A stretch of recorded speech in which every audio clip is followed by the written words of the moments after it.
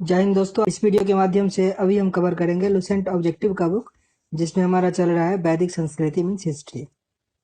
जिसके पहले पार्ट में हमने कवर किया था 1 से लेकर 60 तक के प्रश्न, अभी उससे आगे है।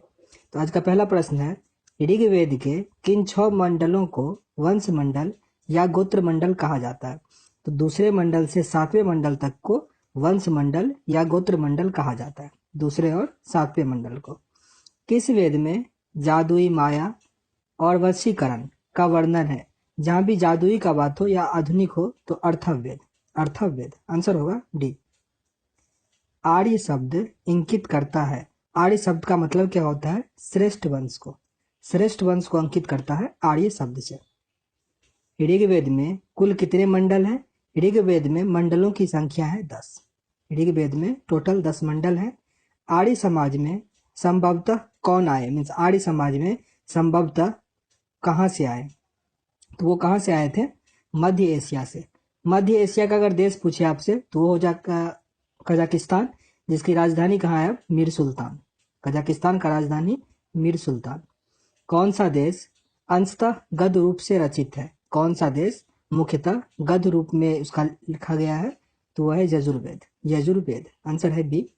सभा और समिति प्रजापति की 2 पुत्रियां थी का उल्लेख किस वेद में मिलता है? ये मिलता है अर्थवेद में। फिर से रिपीट करते हैं इसको।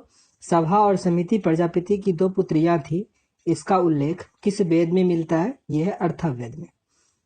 ऋग्वैदिक युग की प्राचीनतम संस्था कौन सी थी? ये संस्था थी विदत। विदत आंसर है सी। ब्राह्मण ग्रंथों में सर्वाधिक प्राचीन कौन सा था? सबसे प्राचीन ग्रंथ ब्राह्मण ग्रंथों में कौन सा था? शतपथ ब्राह्मण। शतपथ ब्राह्मण आंसर है बी। गोत्र व्यवस्था प्रचलन में कब आया? गोत्र व्यवस्था कब प्रचलन में आया? उत्तर वैदिक काल में। उत्तर वैदिक काल वो हुआ जो बाद में आया, मीन्स 1000 ईस्वी पूर्व से लेकर 600 ईस्वी पूर्व तक को क्या कहा गया? उत्तर वैदिक काल कहा गया। और उससे पहले वाले को हम पूर्व वैदिक काल कहते हैं। तो आंसर यहाँ पे बी था आपका। अनुलोम विवाह का अर्थ क्या है? अनुलोम विवाह का अर्थ क्या है? यह उच्च वर्ग के पुरुष और निम्न वर्ग के स्त्री का अगर विवाह होगा तो वो हुआ अनुलोम विवाह। आंसर है ए। प्रतिलोम विवाह कब माना जाएगा? प्रतिलोम विवाह होगा जब उच्च वर्ग की नारी होगी और उच्च वर्ग का नारी होगा और निम्न वर्ग का पुरुष होगा, मीन्स इसका पूरा अपोजिट होगा, तब ये क्या होगा? प्रतिलोम विवाह। प्रतिलोम मीन्स अपोजिट। आगे प्रश्न है, वैदिक युग में यव कहा जाता था। यव कहा जाता था गेहूं को। गेहूं को यव कहा जाता था। इसका आंसर जौ होता। फिर से इसको रिपीट करते हैं। वैदिक युग में यव किसे कहा जाता था? जौ को। जौ। ब्रीही शब्द किसके लिए प्रयुक्त होता था? ब्रीही शब्द प्रयोग किया जाता था चावल के लिए। चावल के लिए ब्रीही, जौ के लिए यव। अथर्व का अर्थ क्या होता था? अथर्व का अर्थ क्या होता था? पवित्र जादू। इसी से नाम पड़ा है अर्थवेद। यहाँ पे आपको सुमेलित करना है कि कौन सा शिक्षा कहाँ से हमको प्राप्त हुआ या कौन से बुक में है ये। तो शिक्षा ध्वनि शास्त्र, शिक्षा ध्वनि शास्त्र, कल्पसूत्र, कर्मकांड, कल्पसूत्र, कर्मकांड, नियुक्त ये शब्द व्युत्पत्ति शास्त्र था या भाषा शास्त्र, और छंद था छंद शास्त्र। आंसर है ए। प्राचीनतम व्याकरण अष्टाध्यायी के रचनाकार कौन थे? प्राचीनतम ग्रंथ अष्टाध्यायी के रचना कौन कौन थे? पाणिनि। पाणिनि को ही संस्कृत का, मीन्स जैसे फादर ऑफ हिस्ट्री हम हेरोडोटस को कहते हैं, वैसे ही फादर ऑफ संस्कृत कौन है? पाणिनि। निम्नलिखित में से कौन सी स्मृति सबसे प्राचीनतम है? सबसे प्राचीनतम हो तो मनु स्मृति। मनु स्मृति। आदि काव्य की संज्ञा किसे दी जाती है? आदि काव्य की संज्ञा किसे दी जाती है? तो रामायण को। रामायण, ये बहुत महत्वपूर्ण प्रश्न है। आदि काव्य की संज्ञा किसे दी जाती है? रामायण को। प्राचीनतम पुराण इसमें से कौन सा है? मत्स्य पुराण। मत्स्य पुराण आंसर है ए। ऋग्वेद में सबसे पवित्र नदी किसे माना जाता है? ये नदी है सरस्वती। सरस्वती आंसर है बी। वैदिक समाज की आधारभूत इकाई कौन सी थी? वैदिक समाज की आधारभूत इकाई कौन सी थी? ये था कुल या कुटुंब। कुल या कुटुंब आंसर है ए। ऋग्वैदिक काल के उस सबसे प्रधान देवता की पहचान करें जिसकी स्तुति में 250 सूक्तों की रचना की गई थी। यह है इंद्र। इंद्र आंसर है ए। किस वेद में सभा और नरिष्ठ समूह किस वेद में सभा को नरिष्ठ अर्थात सामूहिक वाद विवाद या उल्लंघनीय कहा जाता था या कहा गया है? ये कहा गया है अर्थवेद में। अर्थवेद आंसर है डी। किस रचना में नाड़ी को सुरा और पासा के साथ 3 प्रमुख बुराइयों में शामिल किया गया है?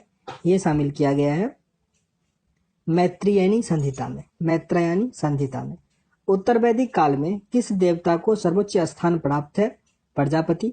प्रजापति। यहाँ पे फिर आपको सुमेलित करना है कि कौन सा यज्ञ किसके लिए किया जाता था।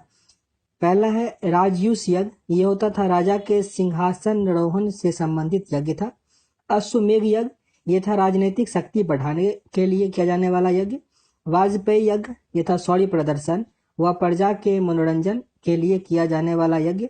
और अग्निष्टोम यज्ञ, देवताओं को प्रसन्न करने हेतु अग्नि को पशु बलि दिया जाने वाला एवं सोमरस का पान किया जाने वाला यज्ञ। इसको फिर से रिपीट कर लेते हैं।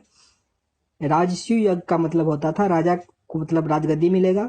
अश्वमेघ यज्ञ होता था राजनीति शक्ति को बढ़ाने के लिए। वाजपेयी शक्ति होता था शौर्य प्रदर्शन के लिए और साथ ही प्रजा के मनोरंजन के लिए। और अग्निष्टोम होता था देवता को प्रसन्न करने के लिए। आंसर यहाँ पे आपका ऑप्शन नंबर ए है। नेक्स्ट है ऋग्वैदिक काल में उल्लेखित नाम दिया गया है और उसका आधुनिक नाम है, ये आपको यहाँ पे सुमेलित करना है। ये काफी महत्वपूर्ण है। पहला है परुष्णी, ये रावी नदी। शत्रुद्री, ये है सतलज। आस्किनी, चिनाब। और बिपाशा मीन्स ब्यास, ये सबसे महत्वपूर्ण है। बिपाशा मीन्स ब्यास। आंसर आपका यहाँ पे ए है। संस्कारों की कुल संख्या कितनी होती है? तो संस्कार टोटल कितने होते हैं? 16 होते हैं। 16। आंसर है सी।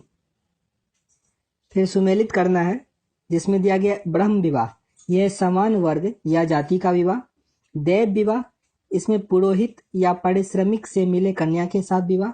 अर्ष विवाह, आर्ष विवाह, यह कन्या मूल के रूप में एक जोड़ी गाय व एक बैल चुका कर किया जाने वाला विवाह मीन्स दहेज। और प्राजापत्य विवाह था, इसमें बिना दहेज का विवाह था। इसको थोड़ा याद करना, प्राजापत्य विवाह मीन्स बिना दहेज का विवाह। आंसर यहाँ भी आपका ए है। सुमेलित करना है यहाँ पे मीन्स ये भी विवाह के प्रकार दिए गए हैं और कौन किससे सुमेलित है। तो गंधर्व विवाह मीन्स प्रेम विवाह। आसुर विवाह, कन्या को खरीद कर किया जाने वाला विवाह, ये हुआ आसुर विवाह। राक्षस विवाह, पराजित राजा की कन्या या अपहरण की गई कन्या के साथ विवाह। पिशाच विवाह, सोई हुई अवस्था में कन्या को गुमराह कर या मानसिक रूप से अवस्थ कन्या को गुमराह कर उसके साथ किया जाने वाला विवाह। तो ये 4 विवाह थे। आंसर क्या है आपका? Option number A. गंधर्व विवाह थोड़ा याद रखना, 3 ऋण से शामिल नहीं है।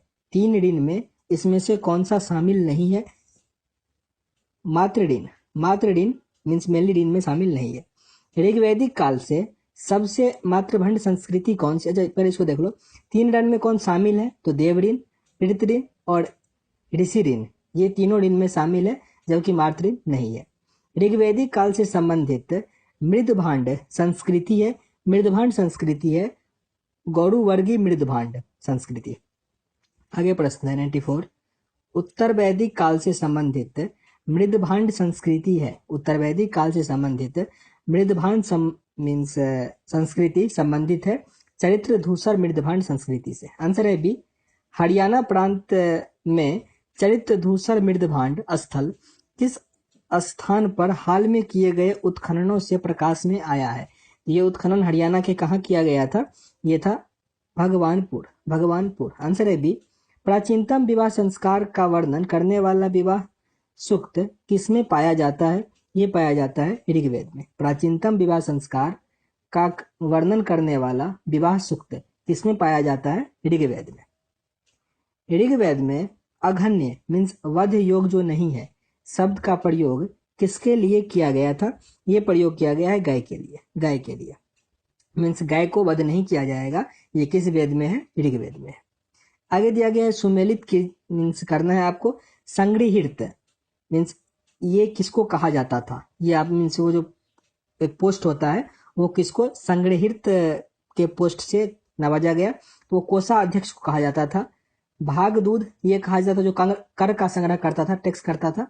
फिर है छत्री या छता, ये पासे के खेल में राजा का सहायक होता था। और अक्षवाप होता था पासे के खेल में राजा का सहयोगी। और छत्री कौन होता था? राजा प्रसाद का सक्षक, राजा प्रसाद का सक्षक या प्रतिहारी। इसको फिर से रिपीट कर लेते हैं।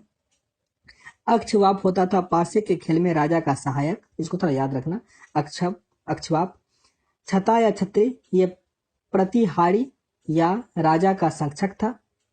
भागदूत ये कर संग्राहक और संग्रहित ये कोषाध्यक्ष। आंसर यहाँ भी आपका ए है। प्राकृतिक संतुलन स्थापित करने के कारण किस वैदिक देवता को त्रितस्म गोप कहा जाता था? प्राकृतिक आपदा, तो ये आसान सा प्रश्न, आंसर क्या हो जाएगा? वरुण। वरुण आंसर है बी। निम्नलिखित में से कौन मूलतः जल या समुद्र का देवता होता था? तो जल और समुद्र का देवता कौन होता था? वरुण होता था। आंसर है सी।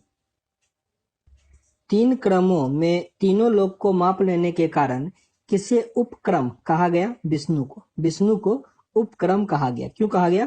क्योंकि उन्होंने 3 पगों में तीनों लोक को मापा। सुमेलित करना है फिर यहाँ पे, कौन सा देवता किन्हें कहा जाता था? तो विवाह का देवता होता था पूषण, विवाह का देवता पूषण। पशुओं का देवता रुद्र, जगत का पिता धौ या धौस, और देवों की महान माता अदिति। आंसर यहाँ भी आपका ए है। मनुस्मृति मुख्यतः किससे संबंधित है? ये रिपीटेड प्रश्न है आपका। सामाजिक व्यवस्था से, समाज व्यवस्था से। गायत्री मंत्र की रचना किससे किया गया था? तो गायत्री मंत्र विश्वामित्र, विश्वामित्र ने उसका रचना किया था। जरा कमेंट बॉक्स में बताना है कि गायत्री मंत्र कौन से वेद में है। ये पिछले वीडियो में पढ़े हुए थे, जरूर बताना। अवेस्ता और ऋग्वेद में समानता है। अवेस्ता किस क्षेत्र से संबंधित है? यह है ईरान से, ईरान। निम्नलिखित में से कौन सी एक ऋग्वैदिक आर्यों की लाक्षणिक व्यवस्था नहीं है? वे लौह का उपयोग से परिचित थे। उस टाइम में लौह का नहीं हुआ था, ये गलत है। तो किससे परिचित थे, इसको थोड़ा जान लेते हैं। वे अश्वों, रथों और कांस्य का उपयोग से परिचित थे। वे गौ से परिचित थे, जो संपत्ति में सर्वाधिक महत्वपूर्ण रूप था। वे ताम्र और आधुनिक हाल फाल के उपयोग से परिचित थे। तो यहाँ पे आंसर आपका बी था, जो कि गलत था। ऋग्वेद में निम्नलिखित में से किन नदियों का उल्लेख अफगानिस्तान के साथ आर्यों के संबंध का सूचक है? ये नदी है कुंभा या क्रुमु, कुंभा और क्रुमु। धर्म तथा तत्व भारत के प्राचीन वैदिक संस्कृति में से एक केंद्रीय विचार को चित्रित करते हैं। इस संदर्भ में अपने मीन से यहाँ पे 2 सेंटेंस दिया गया है कि कौन सा यहाँ पे सही है और कौन सा गलत है, ये आपको बताना है। तो पहला दिया गया है, धर्म व्यक्ति के दायित्व एवं स्वयं तथा दूसरे के प्रति व्यक्तिगत कर्तव्यों की संकल्पना करता है, बिल्कुल सही है। और रथ जो है मूलभूत नैतिक विधान था, जो सृष्टि और उसमें अंतर्निहित सारे तत्वों के क्रियाकलापों को संचालित करता है। तो यहाँ पे आपको दोनों सही है। आंसर क्या है? सी। 1 और 2 दोनों सही है। आर्यों के आर्कटिक होम सिद्धांत का पक्ष किसने लिया था? ये लिया गया था बीजी तिलक, बीजी तिलक के द्वारा। आंसर है सी। अच्छा, यहाँ से एक याद आया, बाल गंगाधर तिलक का नाम सब सुने होंगे। वो मीन्स महाराष्ट्र में जो गणपति महोत्सव होता है, उसका शुभारंभ उन्हीं के द्वारा किया गया था। यहाँ पे सूची 1 और सूची 2 दिया गया है। वैदिक नदी और उसका आधुनिक नाम, तो अभी भी पढ़े थे। कुंभा किससे कहा जाता था? कुंभा था काबुल, कुंभा काबुल। पुरुषनी किसे कहा जाता था? पुरुषनी रावी। सदा नीरा ये गंडक, सदा नीरा गंडक। और सतुद्री सतलज। इसमें सतुद्री काफी इंपोर्टेंट है, पुरुषनी काफी इंपोर्टेंट है। आंसर यहाँ पे आपका बी था। ऋग्वेद में कितने सूक्त हैं? तो 1028, 1028। ऐसे याद रख लो कि 1 MB में कितना केवी होता है? 1024, बस 4 बढ़ा देना, मतलब उसके आसपास, ठीक ना। पूर्व वैदिक आर्यों में धर्म मुख्यतः था, पूर्व वैदिक आर्यों में धर्म मुख्यतः था। ये क्या था? प्रकृति पूजा और यज्ञ, प्रकृति पूजा और यज्ञ। निम्नलिखित में से किसे भारतीय परमाणुवाद का जनक कहा जाता है? तो महर्षि कनाद को जनक कहा जाता है परमाणु मीन्स इसके बारे का। शतपथ ब्राह्मण से संबंधित राजा विदेह माधव से संबंधित ऋषि कौन थे? ये थे ऋषि गौतम, ऋषि गौतम रहुगण, ऋषि गौतम रहुगण। तो ये आपका ये लेसन खत्म हो गया। नेक्स्ट हमारा एक्सरसाइज है महाजनपद काल। तो नेक्स्ट वीडियो में देखेंगे, मिलते हैं नेक्स्ट वीडियो में, तब तक के लिए जय हिंद।